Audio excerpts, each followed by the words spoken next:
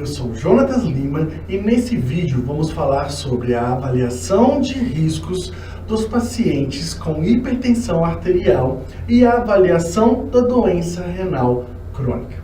As avaliações de risco dos pacientes com hipertensão arterial subsidiam a nossa decisão terapêutica.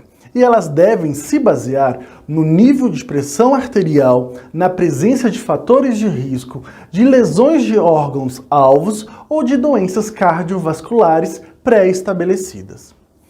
Medidas não medicamentosas são indicadas para todos os casos de hipertensão arterial. Fármacos antihipertensivos, ou seja, aqueles que devem reduzir a pressão arterial, proteger órgãos-alvos, prevenir desfechos cardiovasculares e renais, sempre são indicados. Bom, quais os fatores de risco que devem ser avaliados, retirando-se os que foram anteriormente comentados aqui?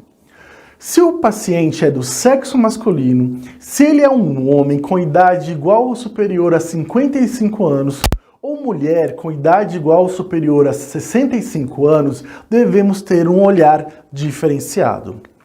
Caso também seja apontado o histórico de doença cardiovascular prematura em parentes de primeiro grau, tanto em homens menor de 55 anos ou mulheres menores de 65 anos, o risco também fica evidenciado.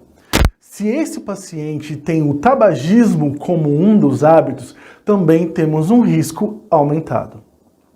Outro fator de risco que se soma a esse conjunto é o colesterol total. Se ele for maior que 190 ou uma lipoproteína de baixa densidade, o colesterol LDL, maior do que 100, também temos um fator de risco aumentado. Caso a lipoproteína de alta densidade, o HDL, seja menor do que 40 em homens ou menor do que 50 em mulheres, soma-se um novo fator de risco a esse grupo de hipertensão arterial. A resistência à insulina é outro fator de risco que se soma. Uma glicemia plasmática em jejum de 100 a 125 ou um teste oral de tolerância à glicose que informe 140 a 199 em 2 horas ou uma hemoglobina glicada de 5,7% até 6,4% falam de uma resistência periférica à insulina e soma-se mais um fator de risco. A obesidade é um outro fator de risco que, neste caso, é acompanhada pelo índice de massa corpórea, que, no caso, se for maior ou igual a 30 kg por metro quadrado, ou se tiver conjunto a isso uma circunferência abdominal, que em homens ela é aumentada de 89 a 102 centímetros e muito aumentada quando maior ou igual a 102. E em mulheres, ela é aumentada de 80 a 87 centímetros ou muito aumentada quando é maior ou igual a 88 centímetros, temos outro fator de risco adicionado. Agora vamos falar do acompanhamento da doença renal crônica e como que são os fatores de risco associados a esta doença. Caso seja identificada uma doença renal crônica, a pressão alta pode ser um fator associado e um fator de risco para a doença renal crônica ser considerada como um estágio ou uma fase pior. O inchaço ao redor dos olhos e nas pernas também sinaliza uma gravidade nessa doença renal.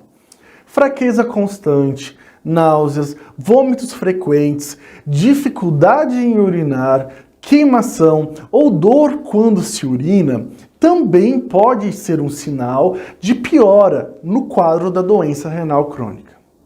Urinar muitas vezes, principalmente à noite, ou uma urina com um aspecto sanguinolento ou com muita espuma, são fatores que nos sinalizam uma atenção para a doença renal crônica. Dor lombar que não piora com movimentos, história de pedra nos rins anterior também são motivos para que nós olhemos para essa doença renal e tenhamos uma atenção maior. Atenção também para a lesão de órgão-alvo na avaliação do risco adicional na hipertensão arterial. Uma hipertrofia ventricular esquerda pode estar evidente num eletrocardiograma. Uma doença renal crônica no estágio 3, onde há alteração da taxa de filtração glomerular, também deve ser avaliado. Um outro exame que pode nos subsidiar é a microalbuminúria, que tem o seu valor entre 30 e 300, e a relação de albumina-creatinina urinária, que também responde a esse intervalo. Bom, espero que tenham gostado do vídeo e que tenham compreendido a importância desta avaliação. Muito obrigado por assistirem. Tchau!